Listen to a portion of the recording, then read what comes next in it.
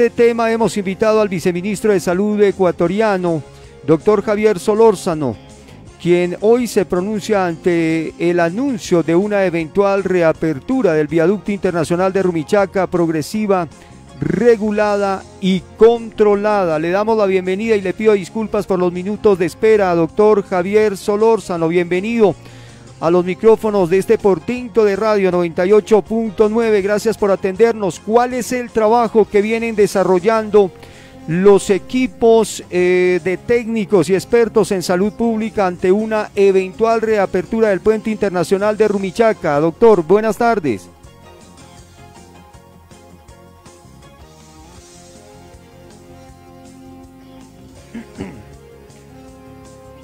Señor viceministro.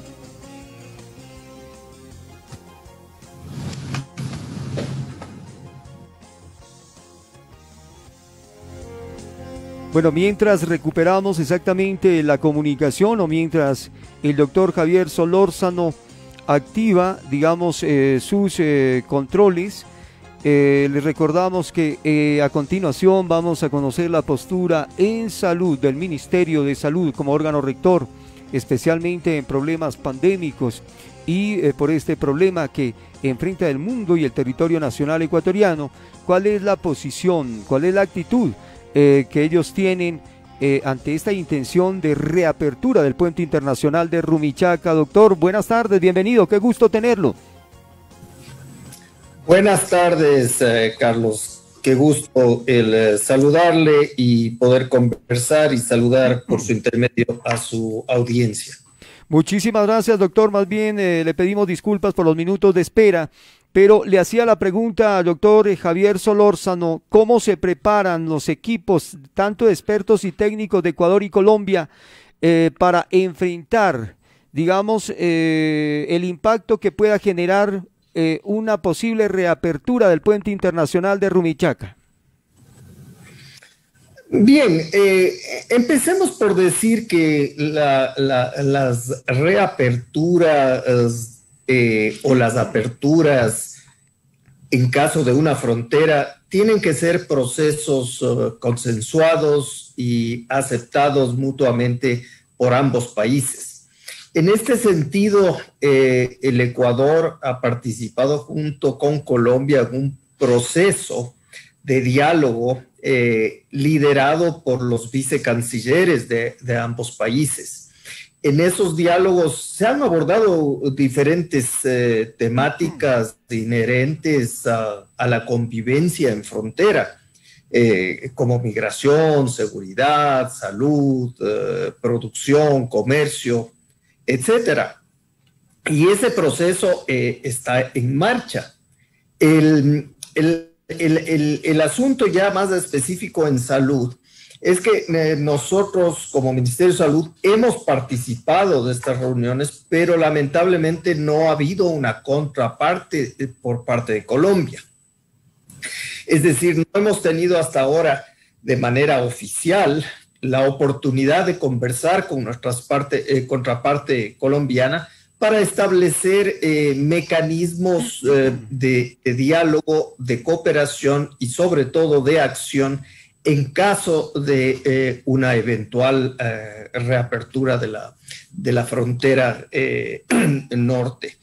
En este sentido, lo que se ha venido es trabajando en todos estos procedimientos generales en esta mesa de trabajo con Colombia, liderado por ambos vicecancilleres, y se han intercambiado opiniones de información respecto de los diferentes sectores. En salud nosotros hemos aportado nuestro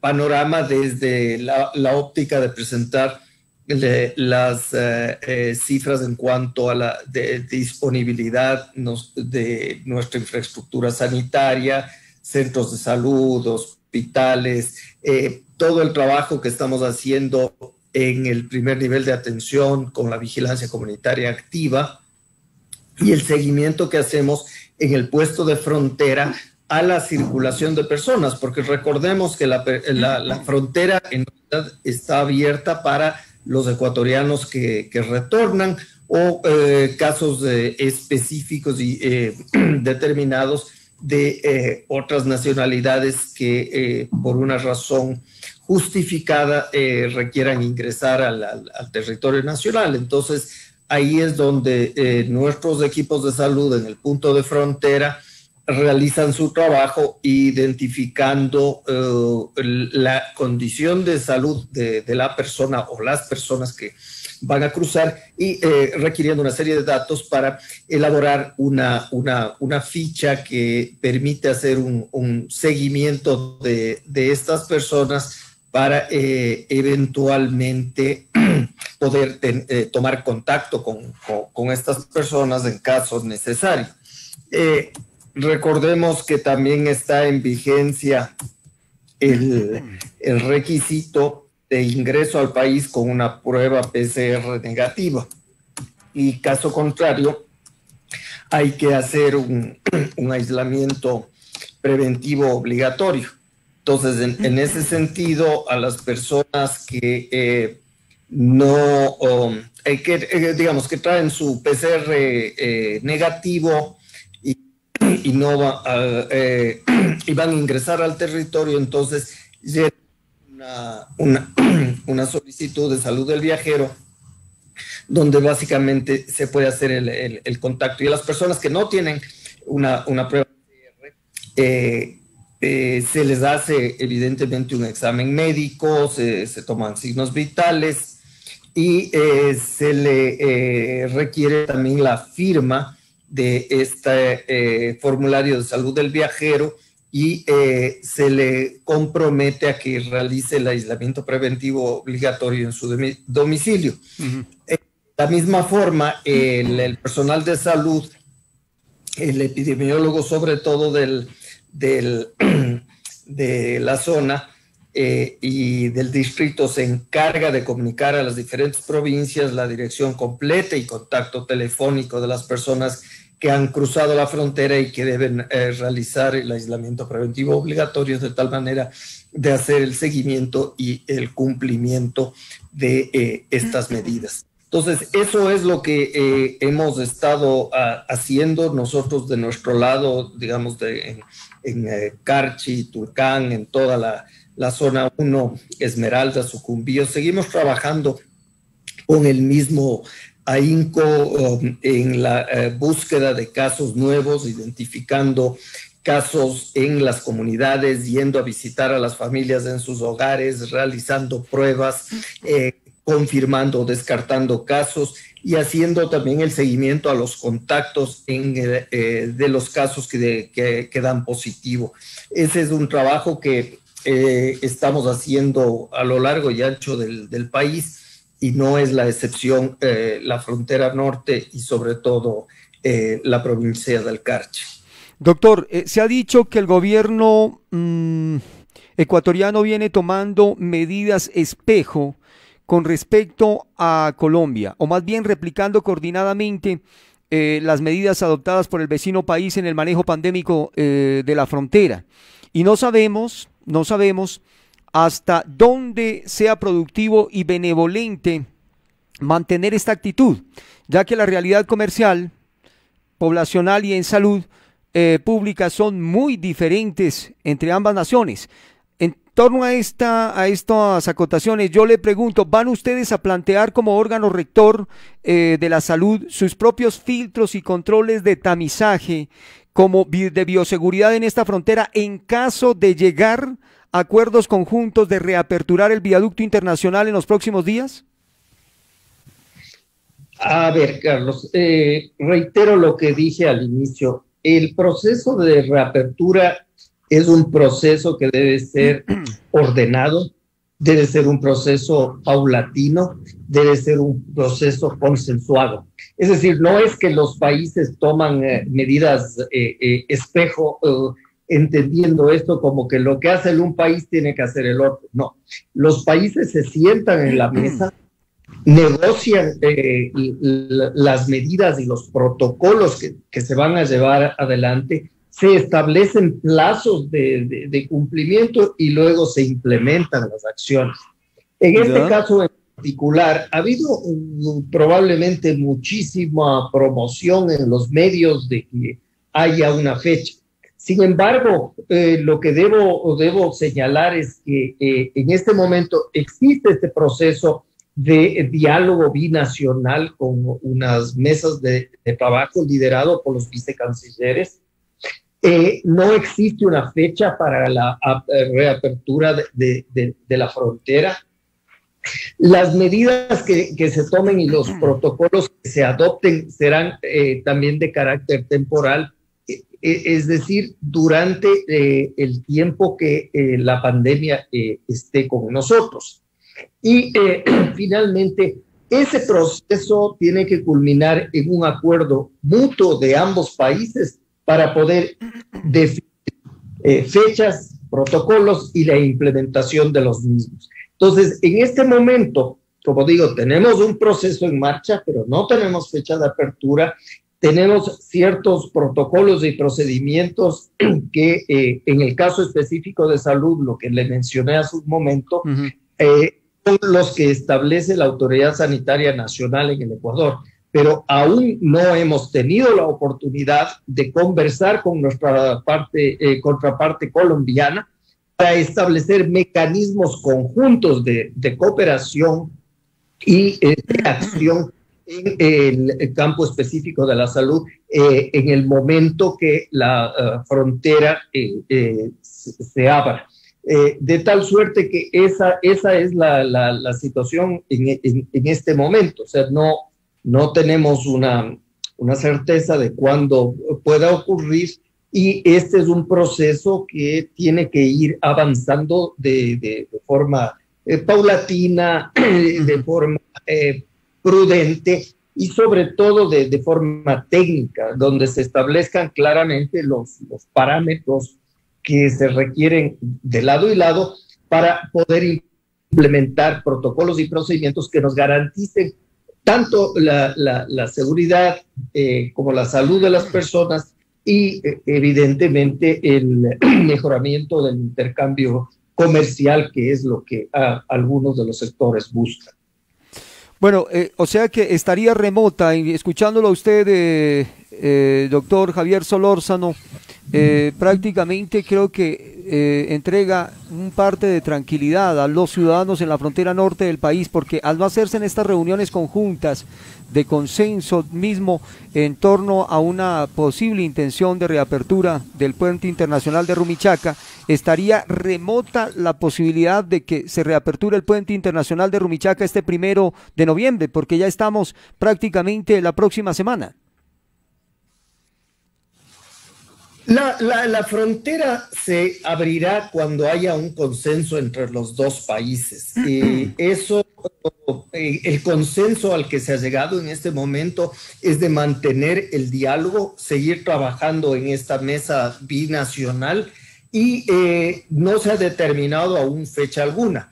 Es decir, lo importante también es quedar muy claros todos de que una frontera se puede abrir cuando los países que comparten esa frontera de lado y lado están de acuerdo en abrirla.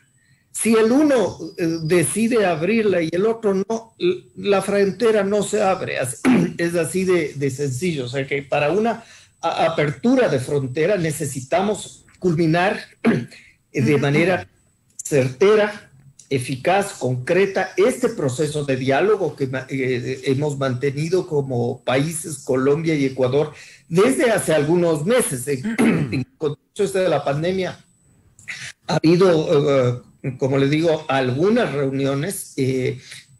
Nosotros como salud del lado ecuatoriano hemos participado, pero no hemos tenido la contraparte colombiana participando en estas reuniones. Sí lo han hecho evidentemente los otros sectores, por ejemplo, migración, por ejemplo, comercio, por ejemplo, seguridad, movilidad humana.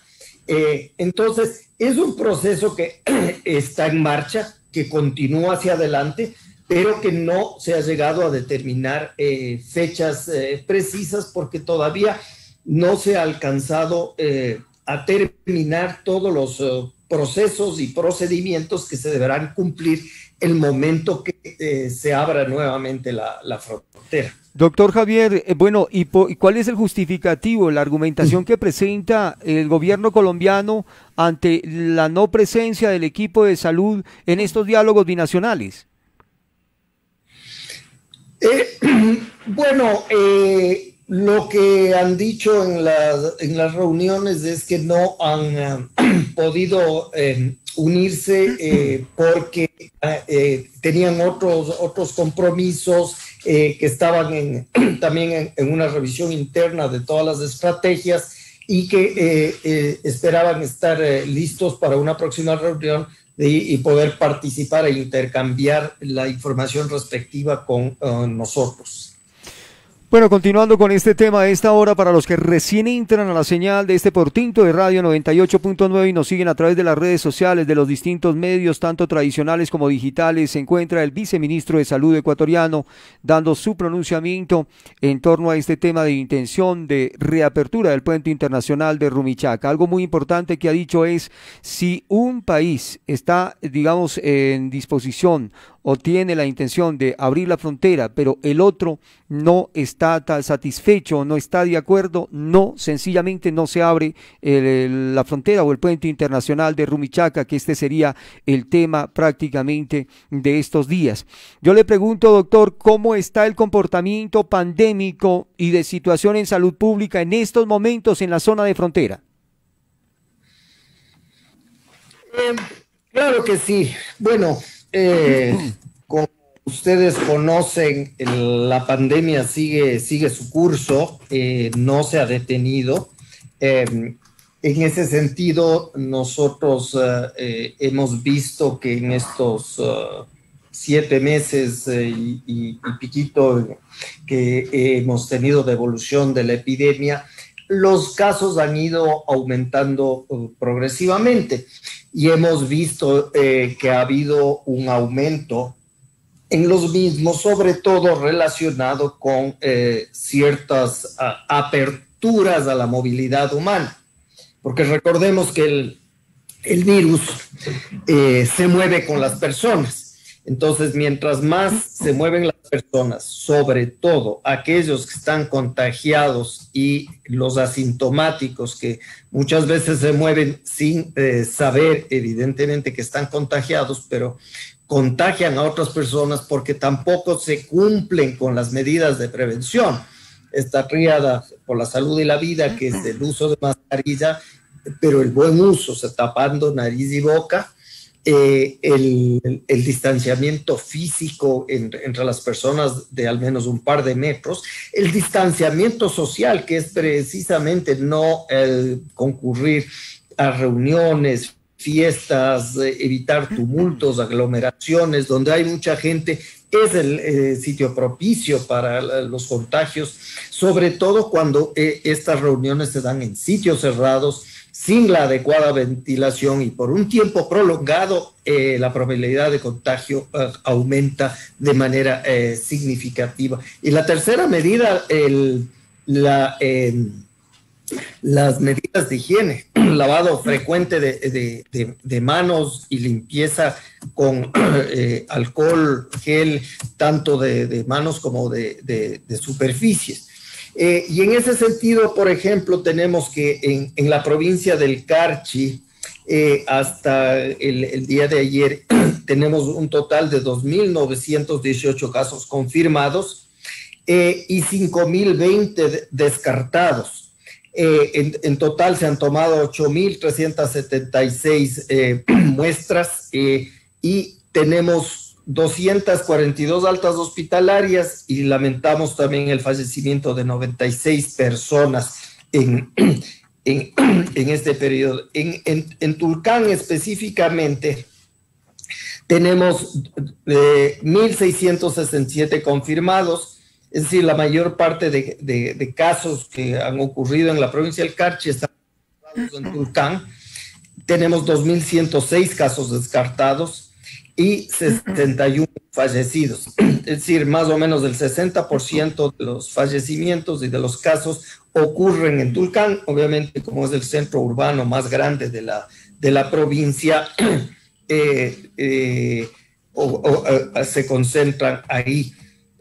Esto en el caso de las cifras nacionales también voy a compartir con ustedes. En este momento tenemos 154.115 casos confirmados en el país con pruebas de RT-PCR y tenemos 273.457 casos descartados.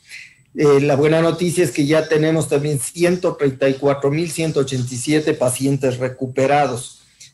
Un total de 20.464 altas hospitalarias.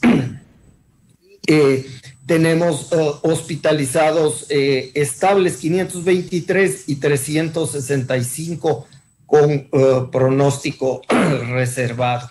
Ya estamos llegando también al 500.000 de muestras tomadas, 499.671 se han tomado hasta el día de ayer.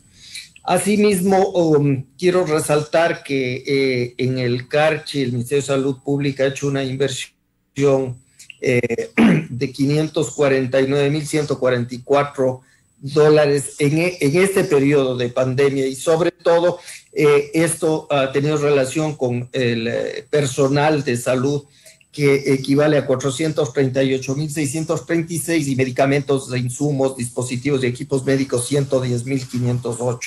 Esa es la inversión que el Ministerio de Salud ha realizado hasta el momento y seguirá realizando porque es nuestra responsabilidad apoyar a los servicios de salud que existen en la provincia del Carchi y dar todo el apoyo necesario para que estas unidades de atención de salud estén operativas y tengan la capacidad de respuesta que la población necesita.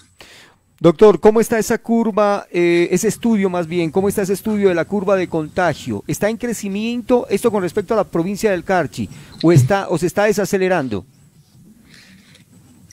A ver, en realidad, si nosotros vemos en el acumulado, se va a ver que ha crecido y que ya se ha estabilizado. ¿Ya? Pero cuando vemos ya específicamente el comportamiento de la aparición de casos por semana epidemiológica, vemos que en la semana epidemiológica 28 hubo un pico donde se reportaba aproximadamente 150 casos. Después bajó y otra vez subió en la semana 32, 33 y desde ahí ha estado bajando un pequeño pico en la 37 y de ahí sí ha estado bajando hasta esta última semana que es la 42, donde ya se reportan menos de 10 casos en esa semana epidemiológica, en la 42 que terminó el sábado anterior. Vea qué interesante estas estadísticas, doctor, a esta hora del mediodía con el viceministro de Salud. Pero bueno, yo creo de que es importante también, señor viceministro, realmente conocer si el gobierno ecuatoriano está preparando o tiene en este momento en sus proyecciones hacer un estudio de impacto tanto en salud como económico y social en el momento que decidan abrir la frontera, especialmente este viaducto internacional. Bueno, todo el tiempo estamos recabando datos para procesar la información y poder tener una toma de decisiones basada en evidencia. Y sin duda, digamos, la apertura de la frontera va más allá de la competencia y responsabilidad de salud. ¿Qué quiero decir con esto? Que esto es un esfuerzo multidisciplinario, intersectorial, con todos involucrados en el tema de comercio, de producción, seguridad, de migración, de relaciones diplomáticas, sin duda salud, educación. Entonces, esos análisis se hacen en cada uno de los sectores y ministerios y confluyen en el análisis en esas técnicas, lo que hemos estado haciendo con Colombia, y fundamentalmente es el aporte que cada uno de los ministerios hace a esta mesa técnica liderada por Cancillería.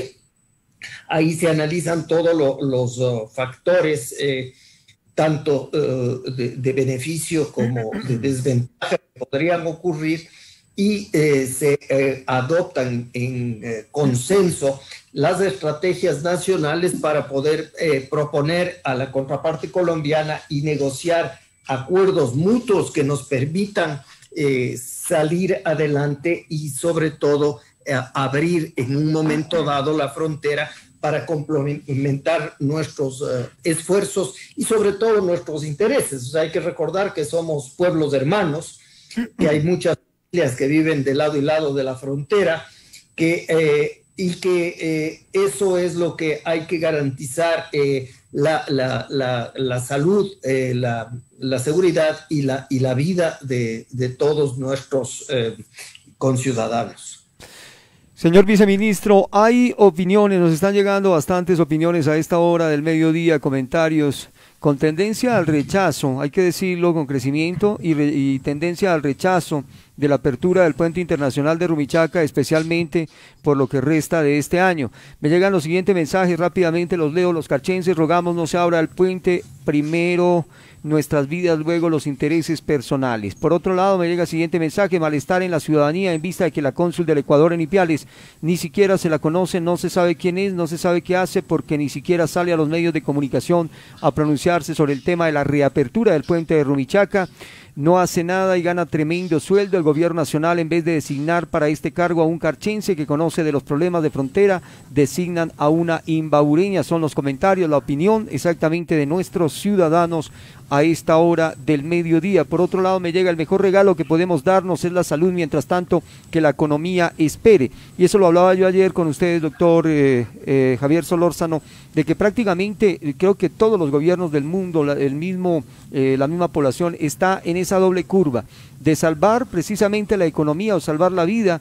Y si ponemos en una balanza exactamente, porque son derechos exactamente también constitucionales, creo que está primero salvar la vida.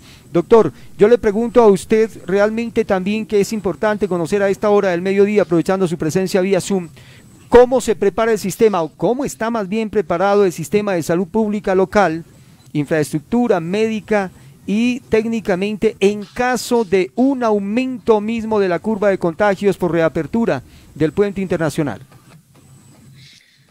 Bueno, nuestras unidades de salud en la zona fronteriza, sobre todo en Carchi, que es el territorio que nos está escuchando y sobre el que estamos conversando, tenemos en este momento la capacidad hospitalaria en condiciones adecuadas para prestar su atención. Por ejemplo, tenemos un total de 152 camas de hospital que son para enfermedades que no sean COVID-19. De esas tenemos en este momento el 51% ocupado, es decir, hay 49% de esas camas que están disponibles. Tenemos en camas de cuidados intensivos que se utilizan para COVID, 21 camas en total. En este momento hay 12 camas ocupadas, es decir, el 57%. Tenemos 9 camas que están libres y disponibles para atención en cuidados intensivos para las personas que podrían contagiarse con COVID-19. Y en camas de hospitalización para COVID tenemos un total de 52, de las cuales en este momento están ocupadas 24. Es decir, hay una ocupación del 46%. Tenemos 28 camas disponibles. Como les digo, esto es en Carchi. En Tulcán específicamente tenemos camas para COVID de cuidados intensivos, las mismas 21, porque están en el hospital de Tulcán esas camas. Entonces, 12 están ocupadas, hay 9 disponibles. Asimismo, para la hospitalización COVID, porque está concentrado en el hospital de Tulcán, tenemos 24 camas ocupadas y hay un 52% disponible. Y camas, por ejemplo, de hospitalización para otras patologías, tenemos una ocupación del 61% en este momento en el hospital de Tulcán, lo cual nos revela que hay 39% de disponibilidad para atender otras hospitalizaciones. Y eso más o menos va con la tendencia nacional, porque si miramos los indicadores a escala nacional, la hospitalización para otras patologías tiene una ocupación del 57%. Frente al 51% en el Carchi y el 61% específicamente en Tulcán. Entonces está en la media nacional. En el caso de las de cuidados intensivos para COVID, por ejemplo, la ocupación a escala nacional, el promedio es de 64%, mientras en Tulcán y Carchi tenemos el 57%. Entonces está con menor presión de ocupación que en otras provincias y en el promedio nacional. Así que esos son las cifras que tenemos, pero aparte de eso también lo importante es resaltar que tenemos los equipos de atención integral de salud y médicos del barrio desplegados en cada una de las comunidades, visitando a las familias, haciendo educación para la salud, buscando casos positivos para identificarlos de forma temprana y reaccionar con una contención. Esto es importante porque así se evita que aumenten el número de casos. Se hace con esta identificación también la identificación de los contactos y lo que se llama el cerco epidemiológico para tratar de contener la diseminación del virus en el territorio más pequeño como nos sea posible. Entonces, eso complementa a la capacidad hospitalaria que acabamos de compartir, y esta es la parte realmente más importante de la estrategia de lucha contra COVID-19, es el trabajo en comunidad, es la vigilancia comunitaria activa y es el trabajo permanente que hacen los equipos de atención integral de salud, visitando a las familias y buscando los casos de manera temprana y educando también a la población. Y ahí viene el pedido para que la población también de forma responsable participe utilizando las medidas de prevención que ya hablamos, mascarilla, distancia y medidas de higiene. Esas medidas de forma combinada funcionan y funcionan para reducir el nivel de riesgo de contagio a un mínimo. Entonces, si todos practicamos estas medidas y somos conscientes de que el virus sigue circulando y que depende de cada uno de nosotros con conciencia, con compromiso, con disciplina, cuidarnos y cuidar al resto, saldremos adelante. Pero hay que tener paciencia, no es un proceso que se puede solucionar en un par de semanas. Como vemos, ya llevamos 7 meses y todavía tenemos a la epidemia por delante. Así que cada uno de nosotros tiene el poder de decisión en sus manos de hacer el cambio y el cambio positivo para evitar contagiarnos. Doctor, para ultimar este conversatorio, sabemos también sus ocupaciones. Me están pidiendo que le trate el tema del CDS. Creo que esto es un tema que se ha venido proliferando y hablando mucho sobre las terapias oxidativas y de tratamiento para el COVID-19 con el CDS o lo que llamamos también dióxido de cloro, formalizado en algunos países, ya como Bolivia tengo entendido. ¿Cuál es la postura del Ministerio de Salud en torno a este tema y por qué no han implementado proyectos de investigación científica específicamente con referencia a una posible o a esta posible solución? El tema es muy sencillo. El Ministerio de Salud, como autoridad sanitaria nacional, promueve todas las terapias que sean basadas en evidencia.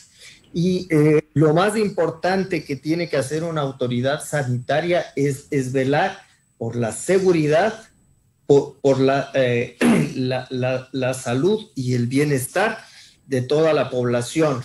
En ese sentido, las terapias alternativas como la que usted menciona no tienen una aprobación de la autoridad regulatoria, que es la Agencia de Regulación y Control Sanitario, la ARCSA, y más bien la evidencia apunta a que no ha habido ningún protocolo de investigación que se haya sometido al Comité de Bioética para analizar los efectos de cualquier terapia alternativa. El país participa dentro de un estudio internacional que se llama el estudio Solidaridad, que evalúa algunos tratamientos para COVID-19, pero estos son tratamientos estandarizados. Este protocolo de investigación es liderado por la Organización Mundial de la Salud y participan 4 hospitales del país, dos en Quito y 2 en Guayaquil.